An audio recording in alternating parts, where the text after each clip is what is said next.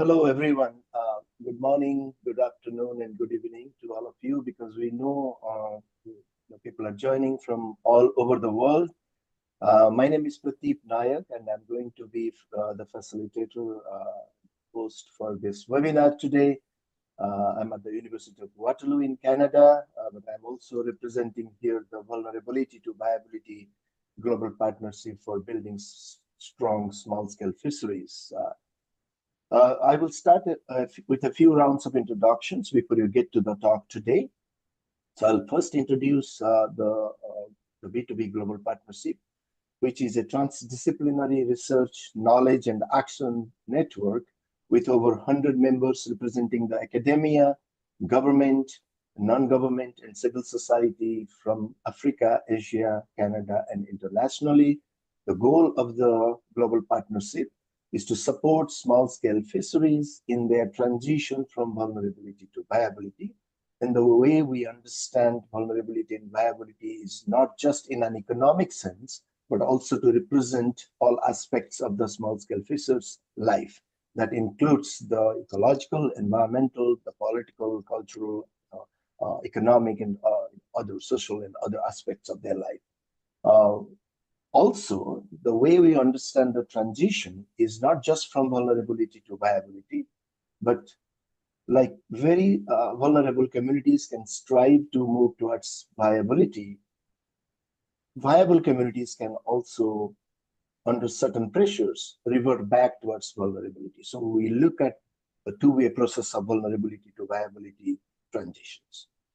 The V2V Global Partnership aims to identify the diverse factors and conditions contributing to the vulnerability of small-scale fisheries and engage collaboratively with small-scale fisher communities and other key civil society, NGO, government, and university partners to enhance small-scale fisheries viability. In doing so, the V2V Global Partnership brings people and organizations together across physical, cultural, and disciplinary boundaries through a shared interest in addressing vulnerability and viability issues within small-scale fisheries.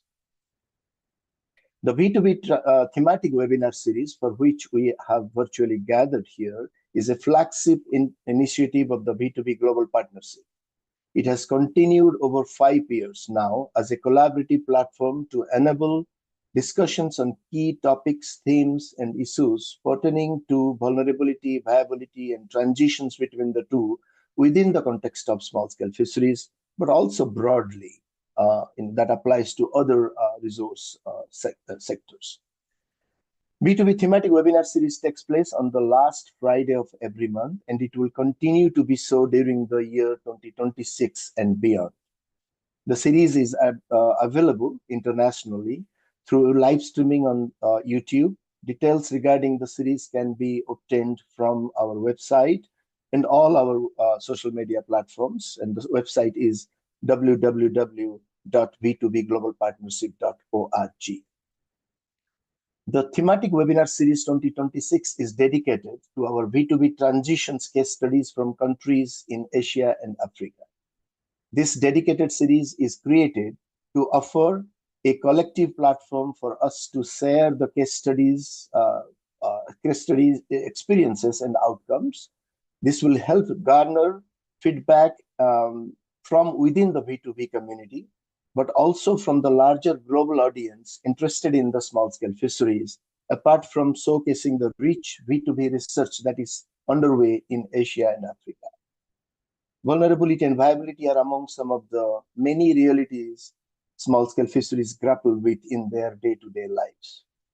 Just as vulnerable communities, as I already mentioned in my introduction, can strive to move towards viability, already strong and viable communities can revert back towards being vulnerable under pressures from internal and external dynamics and drivers.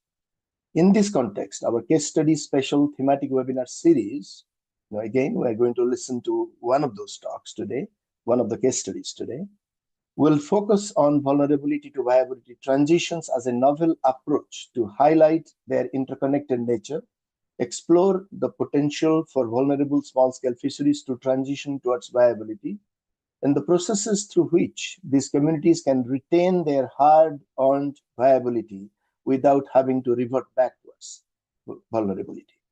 Over the next several months, until the March 2027, researchers from the V2V Global Partnership countries in Africa and Asia will present their detailed case study focusing on various dimensions of the vulnerability to viability transitions and help us further conceptually and methodologically develop this idea of or notion of V2V transitions into the future.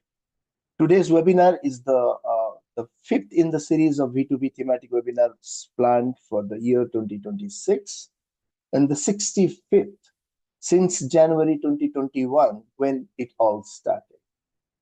And it is my privilege to introduce Dr. Samia Salim and Tahura Farbin as our distinguished speakers for the 2026 May talk today. Dr. Samia Ahmed Salim is a marine social scientist and a visiting professor at the University of Liberal Arts, ULAB, in Bangladesh, of course. She specializes in interdisciplinary research that integrates social and natural sciences to support environmental conservation, climate change, adaptation, and sustainable development.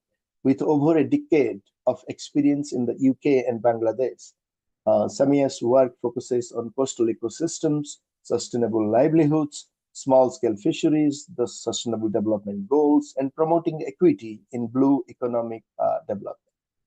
Dr. Salim is a co-investigator of the Vulnerability-to-Viability Global Partnership and currently also the country coordinator for the V2V in Bangladesh. Tahura Farbin is a researcher and a practitioner in environmental sustainability and loss and damage related to climate change. And is a lecturer cum research associate in the Department of Environmental Studies and Sustainability in ULAB, which is the University of Liberal Arts in Bangladesh. She holds an advanced degree in environmental studies and sustainability science from Lund University in Sweden and has worked extensively with coastal and rural communities to understand vulnerability and, of course, viability and the transitions and all aspects of this too. Her research interest is in loss and damage, blue justice, blue carbon ecosystems, and the socio-economic impacts of climate change. Tahura Farbin is a researcher studying V2V transitions in the Sundarbans Delta in Bangladesh. It is my honor now to invite Dr. Samia Ahmed Salim and Tahura Farbin to deliver today's talk for the V2V thematic webinar series May 2026. And the title of their talk is going to be From Compensation to Transformation, Inclusive Incentives, Blue Justice, and the Vulnerability to Viability Transition for Small-Scale Fisheries in Bangladesh. Thank you very much for making time today, and the floor is yours now. Thank you. Thank you, Pradeep. Let me just open up my presentation here. Oh, sorry. Jesus. Sorry. I didn't realize I wasn't at the beginning there. Right. Okay. Yes. Thank you very much. Good afternoon, morning, evening. I know everybody's joining from across the globe.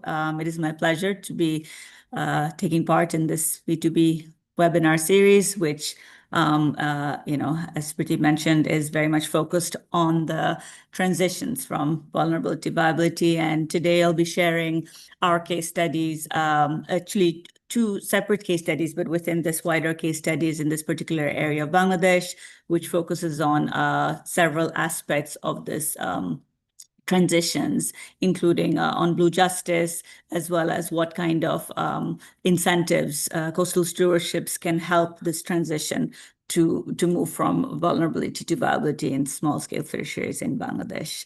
I'll start, and then I will hand over to my colleague Tahura to present one of the case studies, and I will bring it back to myself then to really make those connections and discuss some of those pathways of how we're looking at these transitions in our Bangladesh case study. Very briefly, again, just to give a background scenario of the situational analysis of small-scale fisheries in Bangladesh. We have 1.7 million people employed in small-scale fisheries. Again, this number is not definitive, but it includes both marine and inshore small-scale fishers.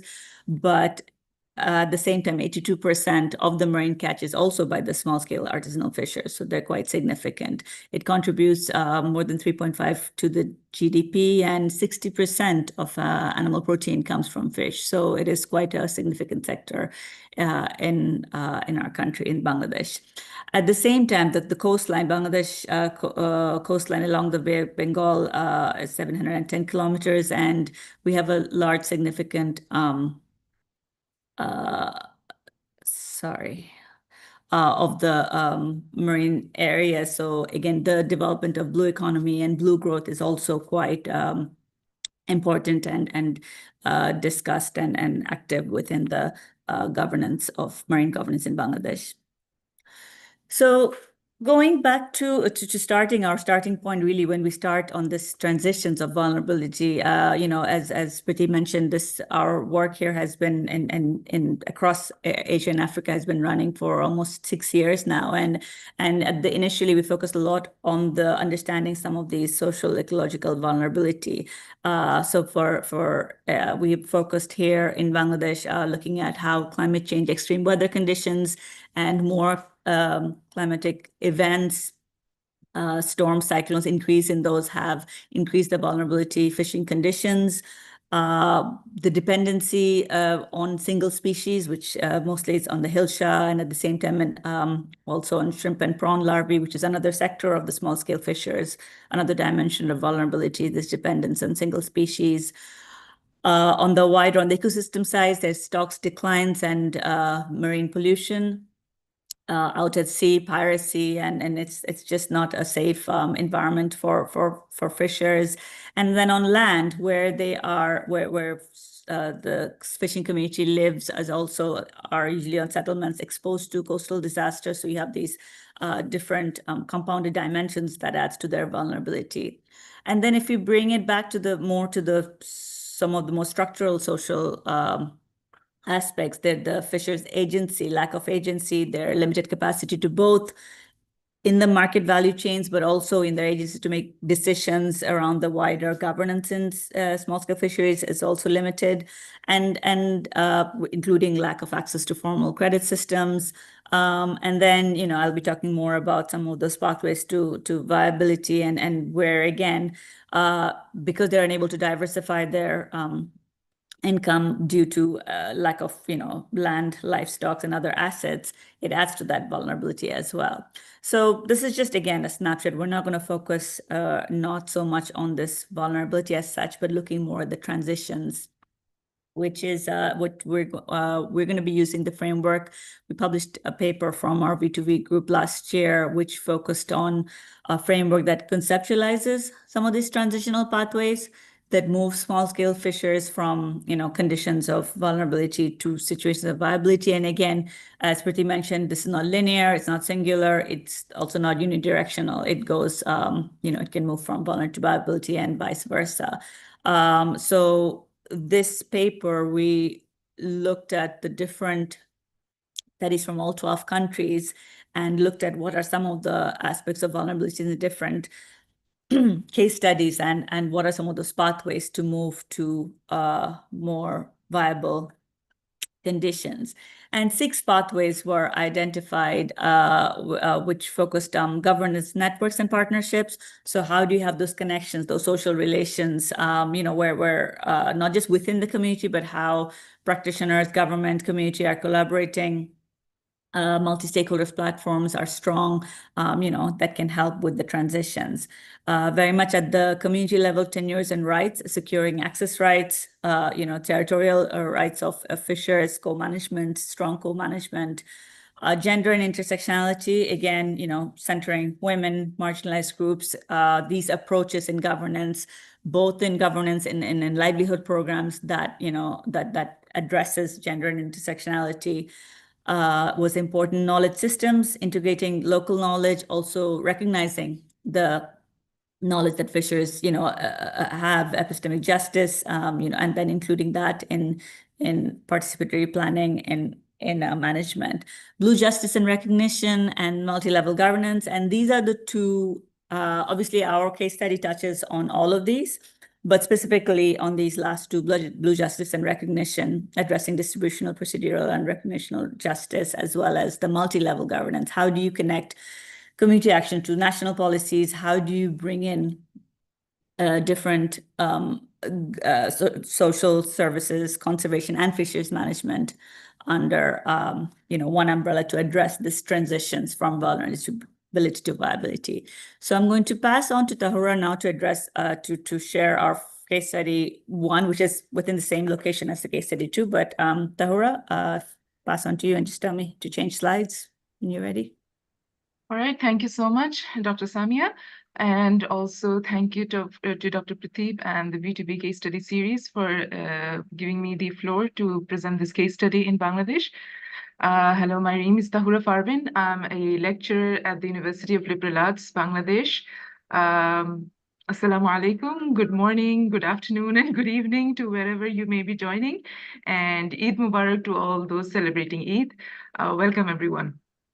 So for the case study, I will be presenting on blue justices at the land-ocean interface in Bangladesh using the Matarbari Coal-Fired Power Plant as a case study. So this coal-fired power plant, one of the first mega development projects of its kind, displaced thousands of coastal fishing and farming communities.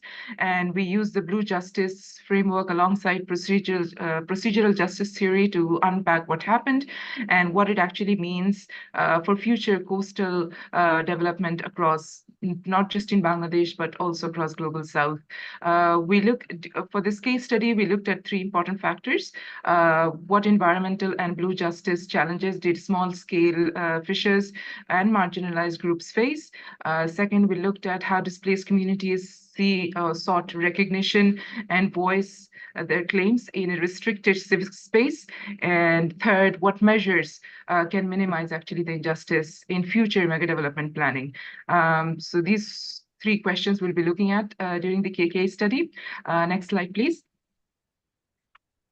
So if you look at the case study location, Matarbari is a coastal community in Moheshkhali. So if you look at the map, it's on the northern side. Matarbari is pointed here. And the land that was acquired for the construction of the power plant took place during 2 stages. So the first was in 2013, and the second took place in 2017. Total land acquisition also was divided in these two time periods. Of the total population, 52,000 residents historically dependent were depending on fishing, aquaculture, salt cultivation, and dried fish processing. During the course of the construction of the power plant, what we found was the individual livelihoods that were lost were more than 20,000 people. 20,000 people lost their livelihoods during the process of this land acquisition and eventually the construction of the power plant. But the compensation that was provided to households, not individuals. So only landowners were provided compensation. So that in total was only 645 households. At the time of doing this fieldwork, or when we conducted the investigation for this case study, we found 44 families were still displaced as a result of the construction of this power plant. And our fieldwork started during early 2024. So that is from January 2024 to May 2024. We conducted 17 semi-structured interviews with the different categories of people, and also 5 stakeholder groups and 4 focus group discussions with displaced communities. So this included people who were displaced, so landowners, people who lost livelihoods, and so sharecroppers, fishers, people who worked on the salt farms. All of these people were actually included. And we also supplemented that with investigating or looking at the environmental impact assessment documents and looking at NGO annual reports that actually worked closely with the community. And so next slide, please.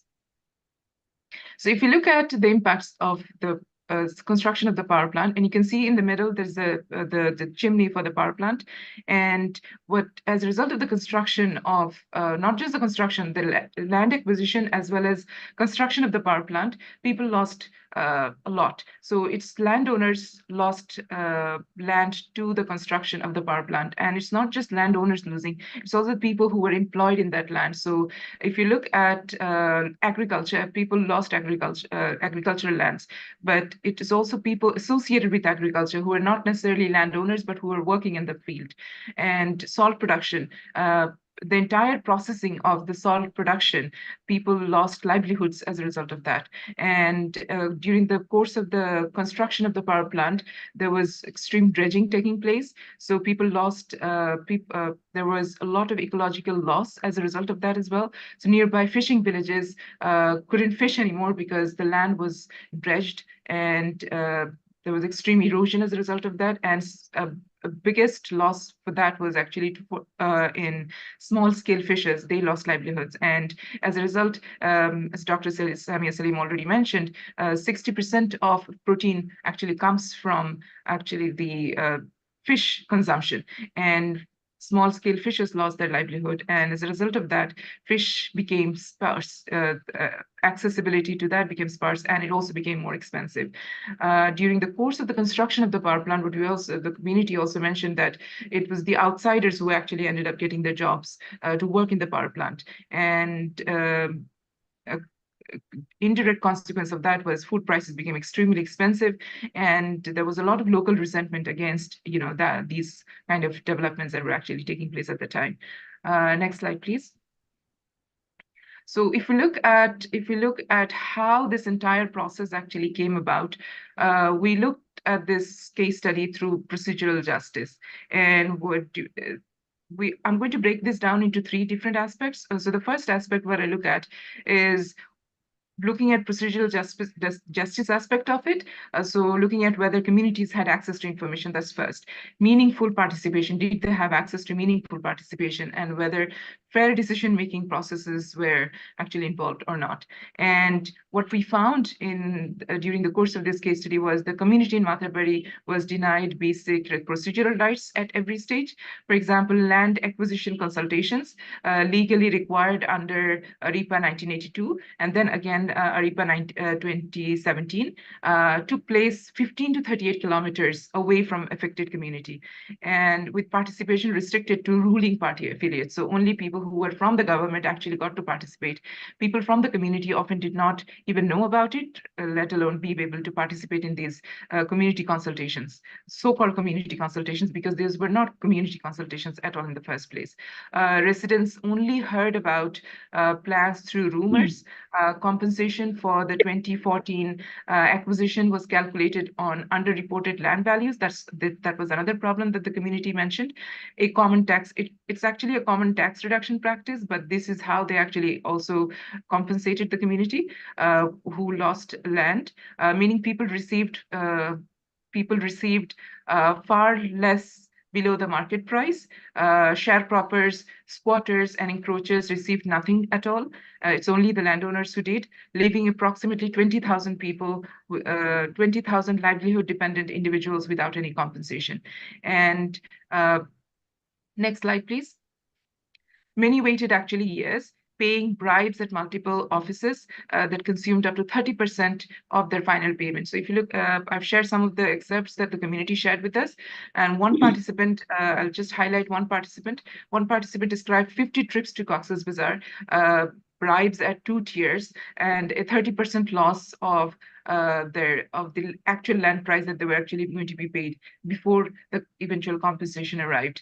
And so what we see here is it's not one incidence of losing the price of the land, but it's also not letting them know when actually how this land was actually going to be acquired, what will happen to that land, and what will happen to them as a result of this land acquisition.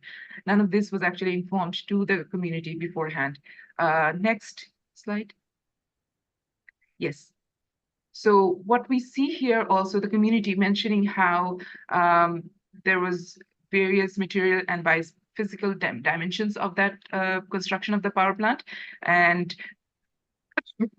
environmental burdens from the power plant, are distributed actually unevenly across the communities. What we see here is that two environmental harms stood out sharply to us during the course of this case study when we looked at it.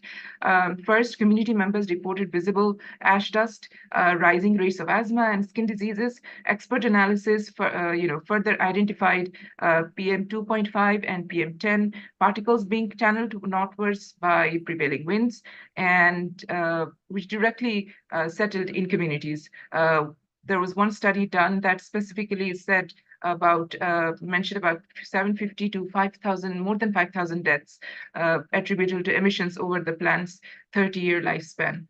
These were not taken into account during the construction of the power plant. Second, what we found was fishers, yes, this slide. Fishers reported observing boiling or foam-like discharge entering the sea, with fish catches reportedly declining 5-fold near the Cohelia River. Key tension here is also, we found that there was also discrepancy in between what the experts said and how the community mentioned the losses were. Experts mentioned that there were, cooling protocols, but there was a huge difference in terms of how the community experienced that cooling protocols. They mentioned that there's definitely a gap between what the community experienced in terms of foaming, and in terms of the ash dust, in terms of hot water being released into the waters, into the water adjacent to where they were living. So what we see here is there's a gap in terms of in form of recognition of injustice as well. And next slide, please. Third aspect of this case study that we see is collective action, how the community got together. We looked at how resistance emerged as a response to injustice and what can and cannot achieve. During the course of the construction of the power plant, resistance was there, but it began slowly.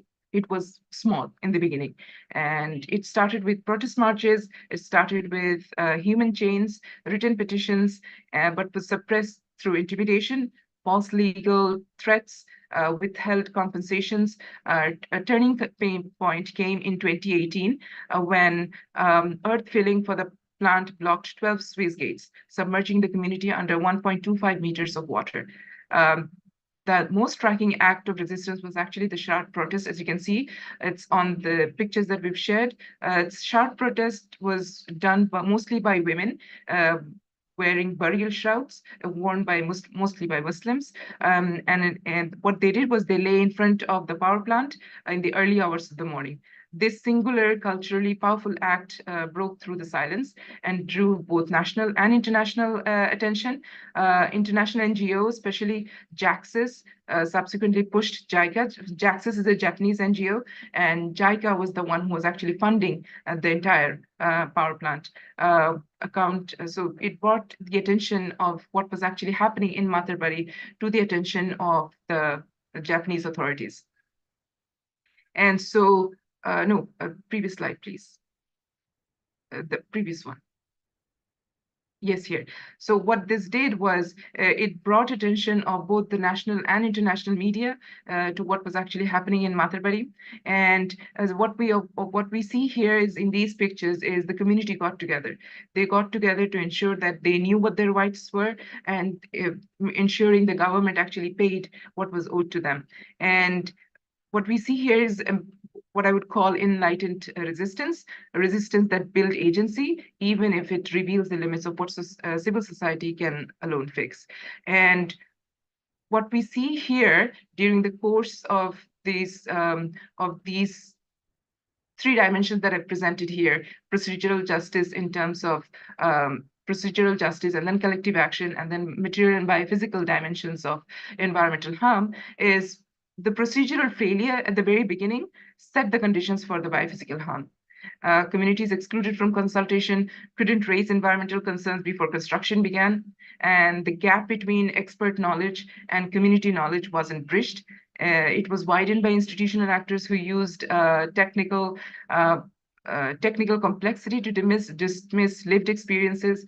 Collective action partially compensated for those failures, but it could not resolve governance deficits that require state-level reform. Resistance produced agency and some material gains, but systematic injustice still persists. Next slide, please. Here is actually a picture of how there was international attention being brought. This is, of course, from local media presence. Next slide, please. Yes. So our entry into Matarbari Power Plant or Matarbari community was not by incidents. We did not just arrive as outside observers parachuting into a crisis. That's not how we actually ended up in Matarbari. Our entry into this community was actually gradual, relational, and trust-driven. And I want to bring in the trust factor a little bit more because the community was actually extremely resistant against that. They did not like outsiders because they had a very bad experience with the government doing this land acquisition, and they did not trust outsiders very easily. And what we did was of course, we started small and we started working with the community as early as 2022, 2 years. And Dr. Samia Salim's previous work actually facilitated this work that we eventually did in Matarbari. And formal work began in 2024, but that work took a long time before we actually did this work for this case study. The earlier engagement that we had with the community sort of allowed us to actually start with this project work that we did in 2020. So started in 2024. Eventually, the project ended in December of 2024.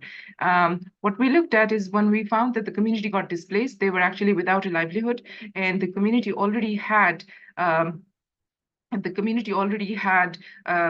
women especially, they actually had skills. For example, Nokshi Katha, it's a traditional artwork of working on cloth. And so what we decided, well, having conversations with the community, is the link that they actually lacked was having connection with the market, scaling their work, automizing a little bit of that work. And so we have done 3 things with the community during the course of this project. One was providing alternative livelihoods, such as creating that Nokshi Katha and stitching to women and art market linkages, as well as marketing their own products in bigger markets, for example, in Dhaka, and options for alternative livelihood, not just for the women, but also for the men, and also providing some sort of financial support to the men, and most importantly, mobilizing the community, because this was something that we realized that the community really needed, and they also wanted to know more about, how they can stand together as a community in case when, such mega development projects do come.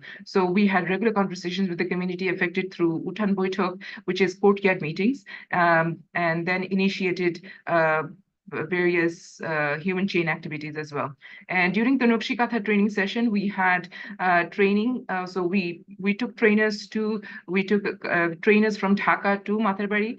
We had training sessions, and the training sessions focused on zero waste fabric cutting. They looked at patterns, they looked at upskilling that work, and they looked at ways that they can actually sell that product that they were working on in bigger markets like Dhaka. And so we didn't just go to the community, we also brought them to Dhaka to see how it's actually being done in Dhaka and how they can sell that product in Dhaka. And these are some of the pictures you can see. We're focusing more on what they associate themselves with their ecology. So looking at the ecological diversity of Matarbari itself. Next slide, please. As these are some of the drawings that the designers and the tailors that we took for the training sessions worked with the community to actually bring up in some of the products that they eventually sold. And what we, yes, I think this is it. And what we see here in Matarbari, Matarbari is not actually an isolated case. These workshops that we've had, it also informed us that it's not just the construction of the power plant was not a one-off event. It is this specific construction of the power plant is the first of many coastal mega development projects going to be in this part of Bangladesh.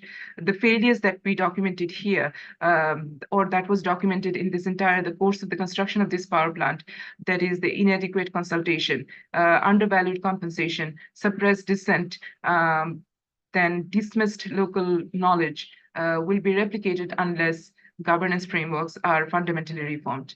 The shroud protest is a powerful symbol of what communities are forced to resort to when institutions fail them. Bangladesh's blue economy ambitions are real and legitimate, and without emboldening justice into planning from the outset, those ambitions will be built on foundations of inequity. And what we see here is the community is actually interested in doing more about. So I'll hand over to Dr. Samia Salim to continue the rest of the case studies. Thank you, Tahura. Just to again bring back to what we learned from this case studies and using the V2V transitions and as I showed earlier, the frameworks where we tried to understand, okay, if these pathways in this case studies, what are we seeing? And, as Tahura mentioned, we're starting to, some of the governance, the local level mobilization and grassroots organization, had started to emerge as a result of all the different impacts that had happened there. The gender and intersectionality, again, it's quite nascent. I mean, those women-led shout protests was transformative action. And again, our case study looked at, that from Arise project, how the Nokshikata training also created livelihoods for women. But, what we're really advocating for here is this blue justice and recognition. And that's what we try to document from this case study, that through our research and through such international advocacy, how can we really push for that? Tenure and rights, again, it was very partial. They're still very marginalized, and composition is still very far for many of these people. Severe gap in knowledge systems, understanding of the impacts of the pollution, understanding of their rights, all very nascent. And what again, recommendations on how from this project, what can we learn on community level action and how that can then inform the broader policy frameworks. I'm going to very quickly move again, which is all within the same case study at Cox's Bazar in Matarbari, Moheshkhali Island. And this is kind of taking a broader, like looking at it from a very more top-down at the national level to understand these transition again from vulnerability to viability. And what we looked at is how does fisheries management, conservation, and social protection, how can they be linked together or work better to improve coastal stewardship, and which can then lead to benefits for both lives and livelihoods and conservation.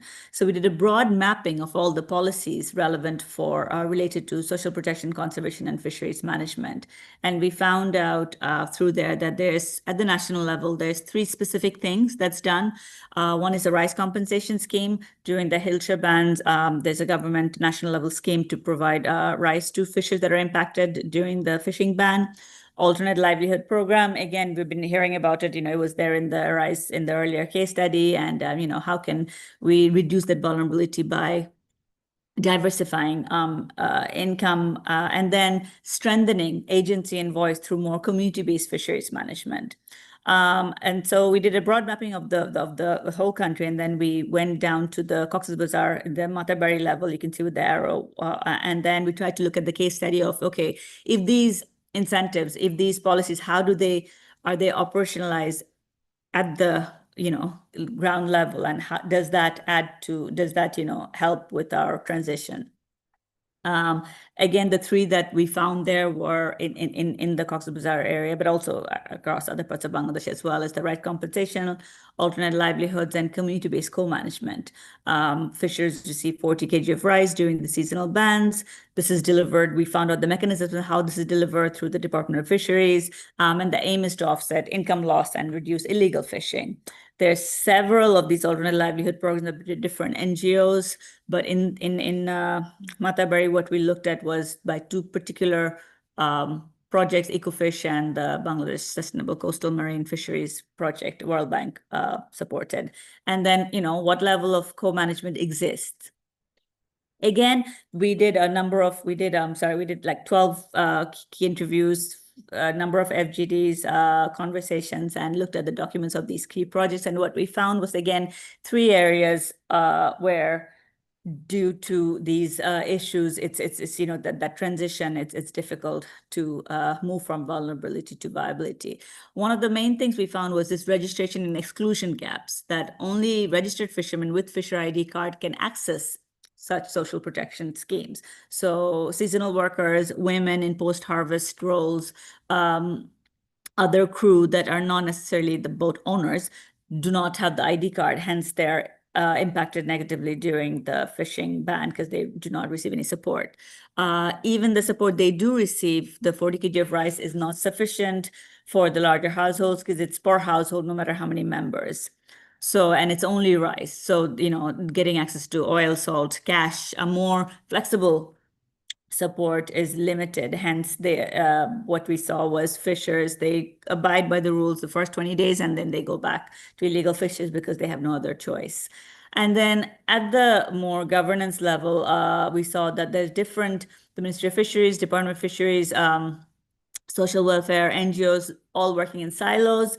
And then, this ban applies to small-scale fishers, but industrial trawlers, they undermine these conservation efforts. So, and just to even understand whether any of it is working, the stock recovery data is absent. So ecological monitoring is, not done. So it's very difficult to see, how these policies and how these practices of incentives are working on the ground.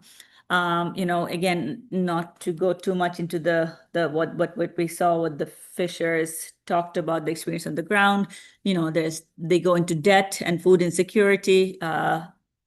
They end up borrowing on high interest loans from loan sharks. They end up, women disproportionately also are impacted because they have to manage the household shortfalls, and they do many different coping things to address this.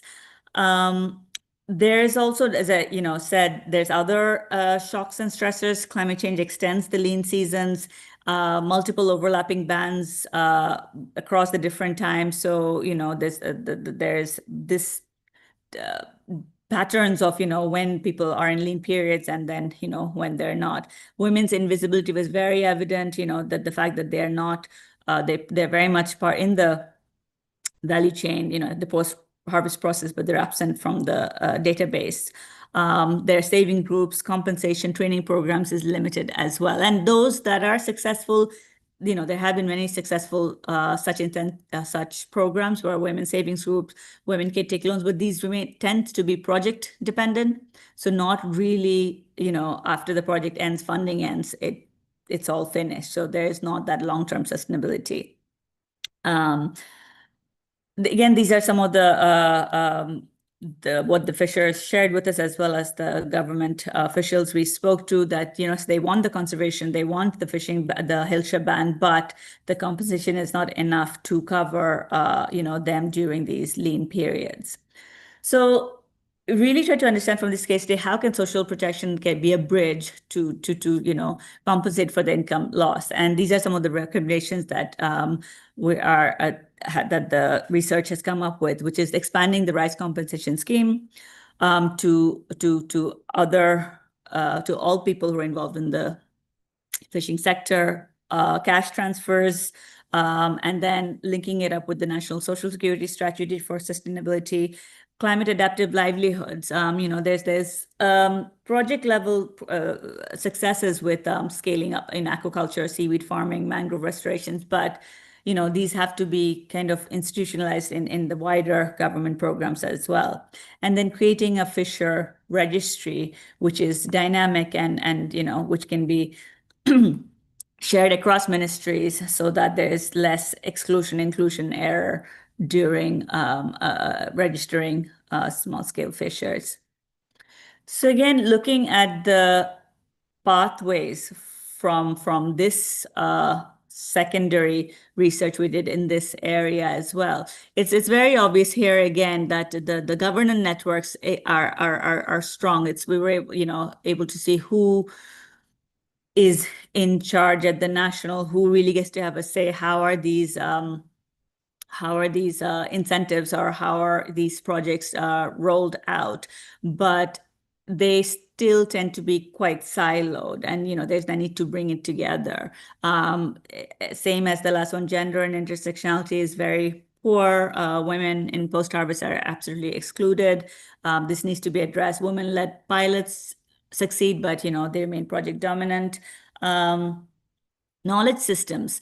Again, there was few examples from this case study where we saw that boats that had the tracking GPS enabled trackers that they enabled real-time monitoring. So there's ways we can really hone into some of these mechanisms to understand better understanding of the ecological data, as well as better stock assessments. Tenure and rights. Partially, I mean, this year, the new national fisheries policy just got activated, and there has been change in how, who defined who is a fisher. So we're hoping there's going to be more work on strengthening these legal frameworks that addresses tenures and rights.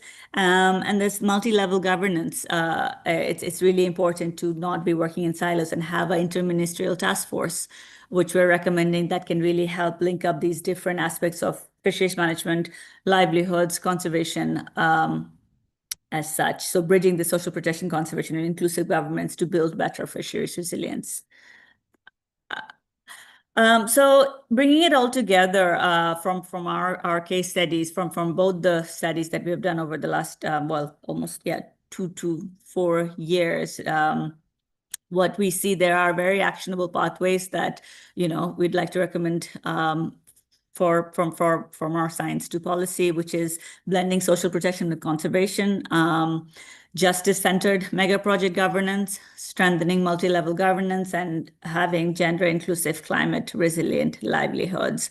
And again, there's no one pathway. There's different elements of, addressing the economical, addressing the well-being, addressing the right holders, strengthening right holders, and tenures and such, and really making sure that if we can address these pathways, both at the national, at the policy level, as well as on the ground, on how we define and design projects to address, then we can start moving more from vulnerability to viability with small-scale fisheries.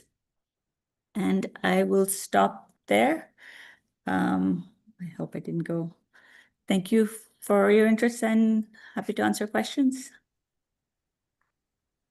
Thank you very much, Samia and Tahura. That was really 2 case studies, kind of, trying to capture an entire gamut of issues in understanding vulnerability, viability within the context of this mega project development, and what possible pathways are there to move forward in one direction or other. So that is really well articulated through this extensive and longitudinal, in some ways, case study in your case. So thank you very much for that.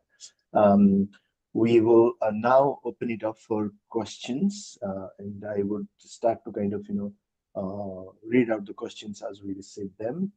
But in the meantime, I could start by asking 1 or 2 questions or points for further discussion. And I know this is work in progress at this point in time. I mean, there is in the transition work that you did, so there is a strong focus on the procedural aspect of the justice itself. Yes, of course, in the descriptions, you alert us to various other aspects of justice. So that suggests that justice is the way in justice, justice implications are being seen in that particular case study. It is much more than the procedural aspect only. So if you can speak to the point of what other aspects of justice are playing out in that particular context, in relation to procedural justice, which is your focus, because there are structural justice, there is lots of distributional, because landless versus landowners and those kind of things. So if you could speak to that aspect a little bit more to bring a more comprehensive and fuller application of justice to the understanding of V2V transitions. Tahura. Okay, right. So when we looked at, so how I would say structural injustice was actually, or the lack of structural justice actually enabled the entire process of how procedural injustice sort of played out in the entire process. So the fact that the fact that the construction was going to take place in this area, first of all, that was not informed to the community. That not letting the community know that their land was going to be acquired. They were informed that they're going to make the next Singapore. This place is going to turn into the next Singapore. How that is going to turn out, what it means for this community. Of course, everybody wants to be the next Singapore. It's sold as this beautiful future, a utopia. But the fact that the fact that they're going to lose their land, their livelihood, that they're going to be displaced, that they're going to, not everybody's going to be given compensation. Only the people who would actually own the land would be given compensation. And the fact that compensation would look like this, that you would have to pay bribes, you would have to go somewhere else to ask for that, because just knowing that I will be compensated, it sounds very good. But what will I do on a day-to-day basis? What will I do as a livelihood? None of that was actually explained to the community. So when we're talking about procedural justice in name, it actually means much more for the community. So the fact that they actually had so much, the community was not informed before they were actually going to have this. And then they did have that they were going to have consultation. They did have those consultations. It was just never in Matarbari. It was in Cox's Bazar, let's say 15 to 38 kilometers, which is not something that they will only knew about that were consultations after the consultations were done, because people in the community, people around in the community were saying they had these meetings, and these were some of the conversations that they had. So it only came to them as rumors, and even when it came to them as rumors, they didn't know it was real. So, and during the process that land was acquired, so land acquisition, so it was procedural justice in terms of not letting them know. But then it was also procedural injustice in the fact that how land was acquired. Land was acquired in two stages, first in 2013 and then in 2017. They did not get compensation before Jaxis and JICA got involved. So that was in 2018. So land was, you were supposed to be paying compensation before, as soon as land is acquired. And so they did not get that till it was 2018, and that was only after they actually protested and let media know, let international organizations know about it. So there, I would say there was a little bit of procedural injustice even there as well. So doing all of that, so there's a lot more about procedural justice that we did not talk about, but there is a lot more that is involved. So even when it comes to land acquisition, the compensation was two different types. So land acquisition under ARIPA 1982, and then there is land acquisition under ARIPA 2017. So in 2017, the land acquisition that happened, they would be paid 3 times of what their actual land was.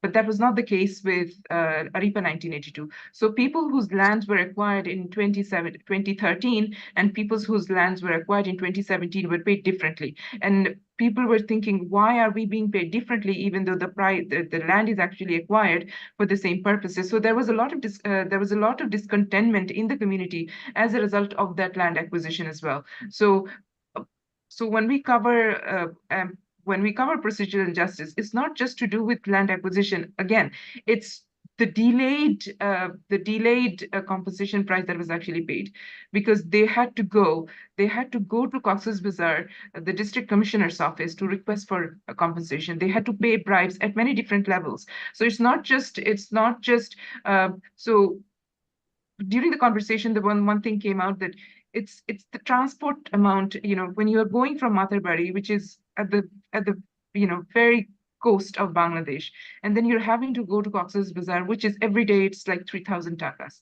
if you're taking coming and going back. And so doing that, so one specific case that I mentioned was a farmer went 50 times just to get compensation. So, and this 50 times means he is having to pay 3,000 taka every day, and every time he's going, 50 into 3,000 taka. So that's a lot of his income that is actually going from the land that is actually he has already sold.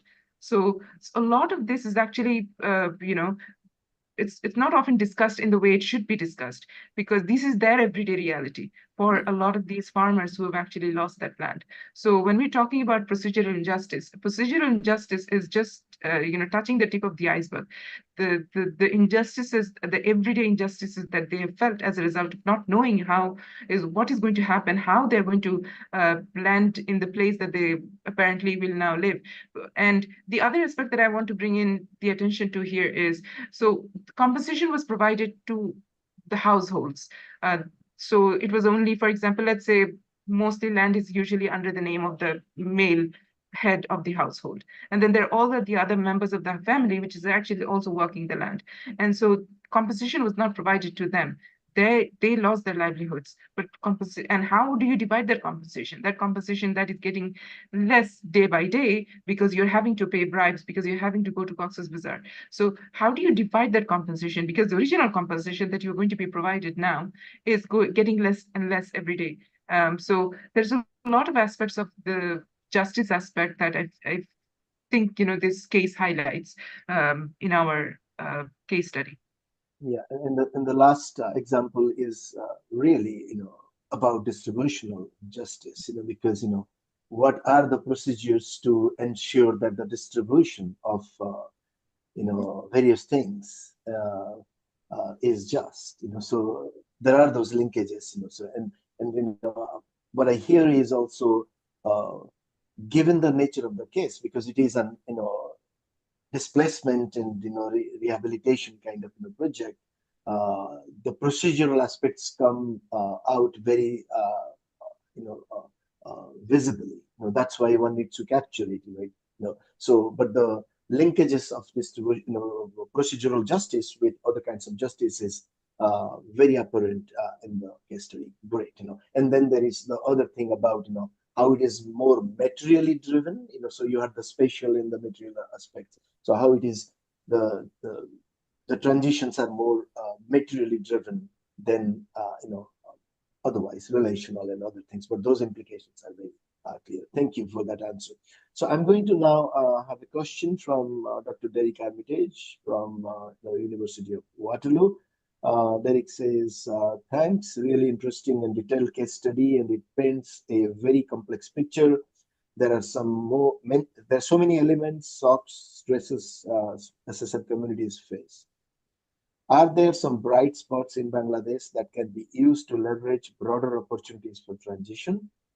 For example, situations where climate adaptive livelihoods have been successfully developed and subsidiaries cash transfer that lead to material benefits. So basically looking for some bright spots and positive examples from Bangladesh. And I believe there is a lot in that space. Yes, no, absolutely. I mean, again, because in the case studies, we again try to focus a lot more as we do on these are the problems, and highlighting that. But so two areas from this particular two pieces of research. One has been that the pilot examples of how addressing the women's savings schemes or bringing collectives of female fishers, farmers, recognizing them. There has been really good successes of good pilot schemes. But again, with the caveat that during the 3-year Ecofish project or during the Arise project, you really started seeing those, the resilience, the bringing collective action, what it can do. So, for example, this group of women on our particular project, they went on to open up a Facebook page and started selling their products, and then formed a savings group. And ours is just one example, but the more Ecofish and the projects, the documents that we saw, that particularly when it comes to involving women, there has been strong cases of successes. So how do you then leverage that and formalize how they take these loans? How can they get better credit, that they know the social networks that they form? And some of it happened not necessarily as a output of the project, but as a side thing that happened that, within their social relations is strong. So, during those times of crisis, how they come together and develop these strong groups. That is something that, we can really learn from and take forward. And the first thing you said about the climate resilient livelihoods, again, good examples of where you're now linking up the need for, I'm saying green skills, but climate resilient livelihoods, as seaweed farming or more in tourism, or diversifying in more in some of the other digital technology aspects. But because of the silo thing that I talk about, you have the climate finance, climate resilient livelihoods, under this umbrella of, how do you address climate adaptation and resilience? And then here you have the same community that are, need to, the fishing community that we're working with, that they're somehow not involved in those schemes. So better linkages between the different institutions that are providing the training skills for, better climate resilient jobs, and linking them up with this registry of, fishers that need to diversify their income to reduce their vulnerability. It's a win-win for both. So that's why we're really pushing for this, like a multi, panel within the government body, so that they can be talking about, here are these job creations, here's the training, here's, the fishers that need to do that. So both of those linking up, the jobs, as well as really focusing on those women initiatives that have been successful, would be another, knowledge sharing and knowledge mobilizing, or, really mobilizing that knowledge so that new projects as they're designed can learn from them. This lack of knowledge or of sharing some of the good practices. We focus a lot on the negatives, right? But I think, those two would be ones to really push for. Yeah, and what is most important here in this particular case is, so the V2V transition is looked at as an ongoing, continuous kind of process. So to look at bright spot as an output, or a kind of a final output is very difficult to see, but there are many elements that can push, these efforts towards more positive outcomes. Absolutely. Say, but, so we'll now move on. Thank you for that answer. I am going to move on to Aliou Shal from Senegal. And Aliou says, I noted that blue justice related issues become increasingly topical despite local collective action and networking. So what prospects for achieving expected gains that matches with these efforts that are being made? So can you repeat, like, what's the exact question here? So the question is, the blue justice issues become very specific to issues and topics, despite local collective action. So he's asking, what are the prospects for achieving expected gains from this blue justice, endeavors? So I think it's relating to the community mobilization and protests, that you were talking about. And if you could speak a little bit to what is coming out of those ongoing and continuous and really extensive community mobilization and ongoing struggles, and what are some of the most visible or positive outcomes that are coming out of this in the context of I'll start, and then Samia I will was just gonna actually take over. So I think during what we learned during the course of our case study in Matarbari was there needs to be a continued civic space engagement. That engagement within the civic space can actually enable them knowing what their rights are, what they can do, what they cannot do. Because here, when the community, this construction of the power plant was sort of, it sort of took over. The community did not know what was going on. They were just sold a promise. What that promise looked like, they did not know of it in detail, in written form. So having that engagement in the civic space, the community came to realize what their rights were. So, for example, what their rights were under ARIPA 1982, they knew those rights after land was acquired. This should have been informed to them before. So I think when you have a a civic space where everybody can get engaged, but the community knows what they are, what rights do they have under these rules and regulations under the Constitution, and then they can actually do something about it. Without having that space, without having that engagement in that civic space, I feel like the community loses a lot of that voice that they actually have. So having that continued engagement, even at this moment, because land is being acquired for more blue growth developments at the coast of Matarbari, and also across Cox's Bazar and Maheshkhali. So having that continued civic space, the community knows what they should do, what they can do, what are the different forms of engagement they can actually get involved in, and whether they should actually, what are the different forms of civic, I would say, for example, in the case of sharp protest, this was actually something that they did at the last resort, but their engagement beforehand, they need to do that, they can do that, but the thing is they need to know of it beforehand. So I would say continuous civic engagement is something that the community can involve, and this is something that the government, at least in Bangladesh's case study, I would say, even at this moment, a continuous civic engagement, knowing the community knows what their rights are, what they can do, that protest at least after 2024, governments are scared of what we call protests. They don't want a engaged civic community. A community knows what their rights are, that they can come to the streets and they can stop what the government wants to do. And so that the government, I would say, is definitely very wary of. I wouldn't say scared, because they still are more powerful than the community, but they're definitely very wary because they don't want it to get out of control. So that engagement is very, very necessary, that the community should, I would say, continuously be involved in case when these kind of developments come in place, promising Singapore and whatnot.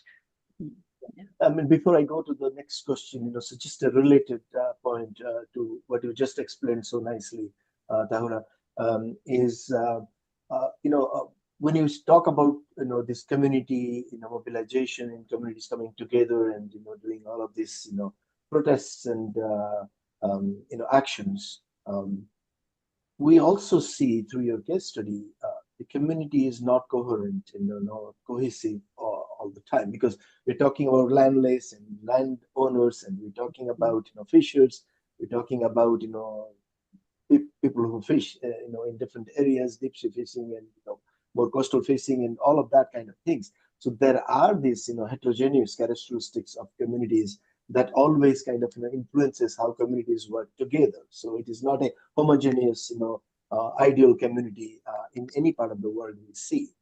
In that context, then how do mobilization and resistance that you talked about to certain kinds of interventions become a more community response to those developments?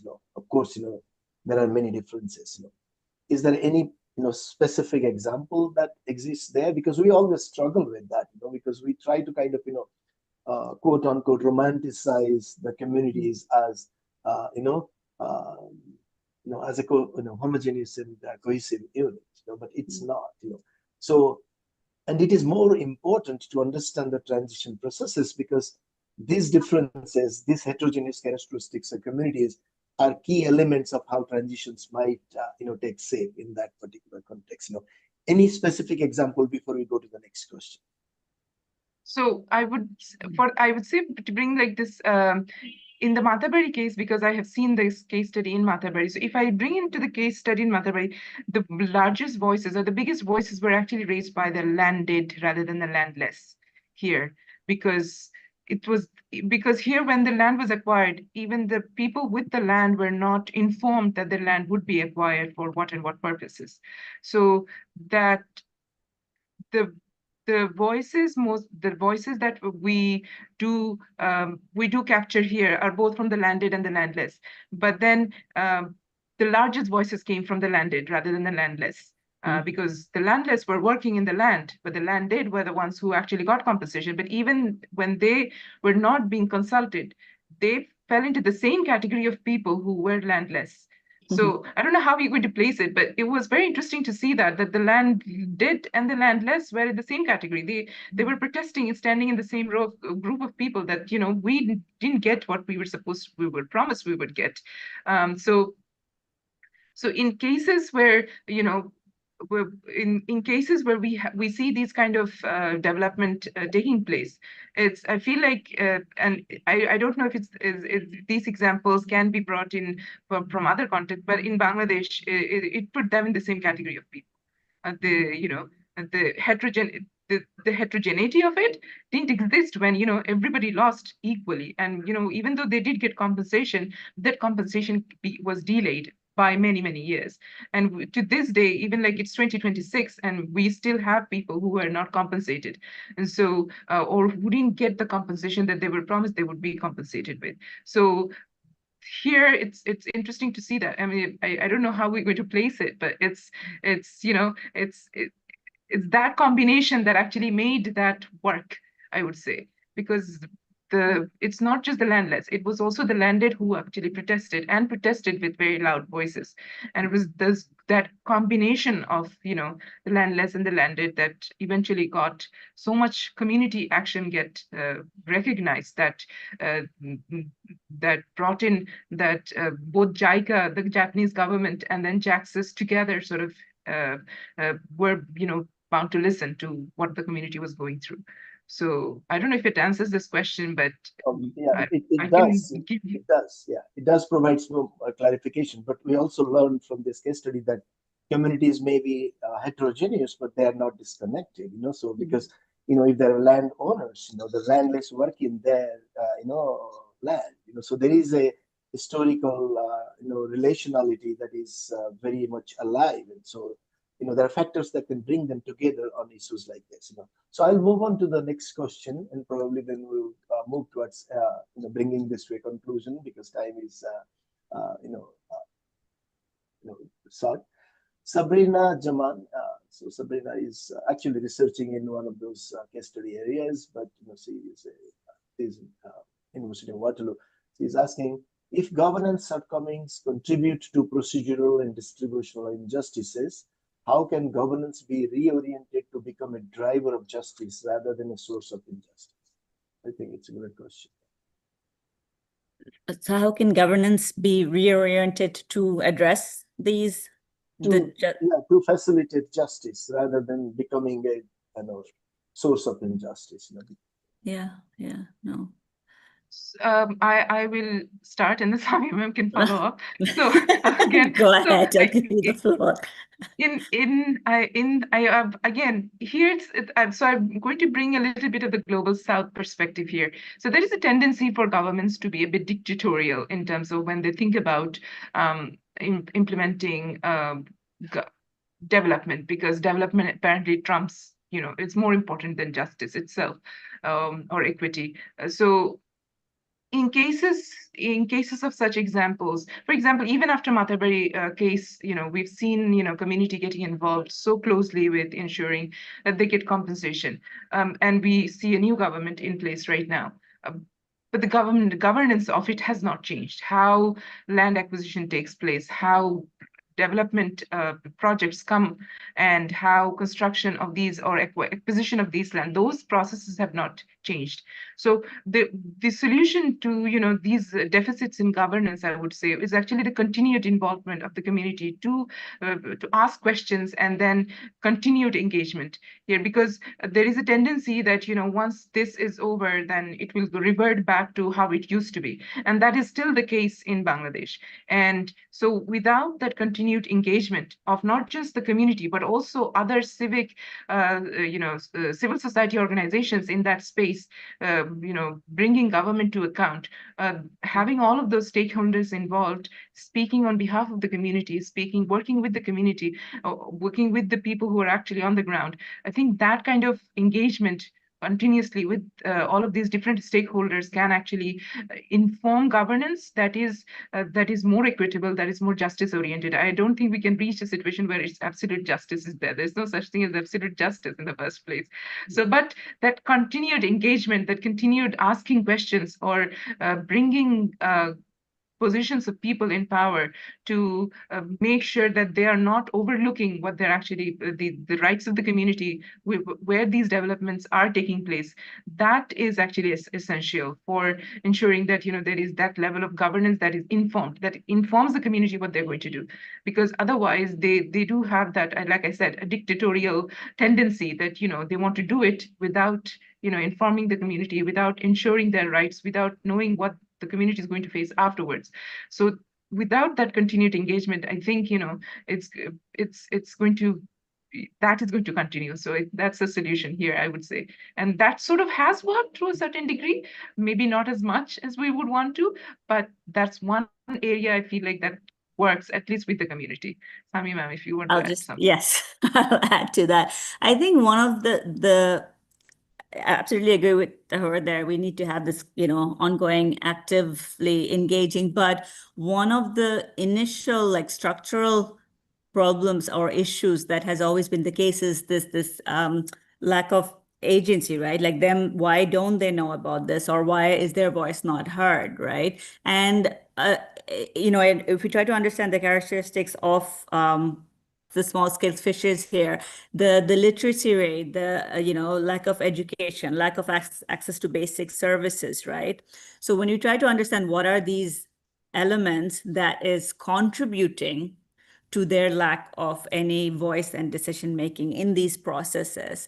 And that's when we go deeper into that, when we try to understand the governing systems of this, we see that siloed aspects of how development takes place. So you're talking about education, health, access to, and then at the same time, we're working with the fisheries management and conservation space, right? And the two and the three, four, many different, governing systems of this entire, ecosystem, social ecological system is not working effectively because they're all working in silos, which then, because they're working in silos, when we're trying to address this agency or their rights through one, the Department of Fisheries, or, who gets to have a say, it all contributes to them constantly staying in this space where they are illiterate, where they're, asking for their basic services because, the governing system is flawed. So we really need to